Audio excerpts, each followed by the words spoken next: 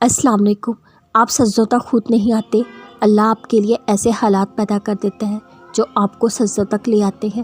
سجدوں کے بغیر زندگی بہت مشکل محسوس ہوتی ہے، بالکل بے رونق، اور یہی احساس آپ کو ہر روز سجدے میں جھکاتا ہے۔ جو آزمائش اللہ کے قریب کر دے وہ امتحان سے بہت بڑھ کر ہوتی ہے۔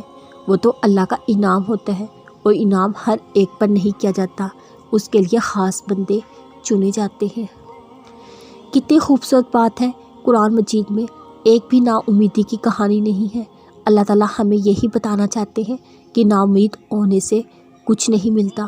جیسا اللہ تعالیٰ فرماتے ہیں، اللہ کی رحمت سے نا امید نہ ہو، یقیناً رب کی رحمت سے نا امید وہی ہوتے ہیں جو کافر ہوتے ہیں۔ ہمیں قرآن میں کتنی کہانیاں ملتی ہیں، ہر ایک نے یہی سبق سکھایا۔ جو اللہ پہ توکل رکھتے ہیں، ہر برے اور اچھے حالات میں اللہ انہیں کبھی تنہا نہیں کرتا۔ حضرت یعقوب علیہ السلام برسوں بعد اپنے پیارے بیٹے سے دور ہو جانے کی وجہ سے روتے رہے، اپنی بینائی کھو بیٹھے، لیکن انہیں اللہ پہ یقین تھا وہ رب ضرور ان کے بیٹے کو ان سے ملوائے گا۔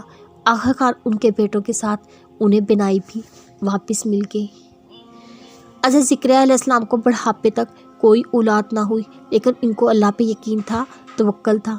آخر اللہ نے ان کی دعا قبول فرمائی، انہیں عطا کی، جیسے خود بھی حیران ہو گئے۔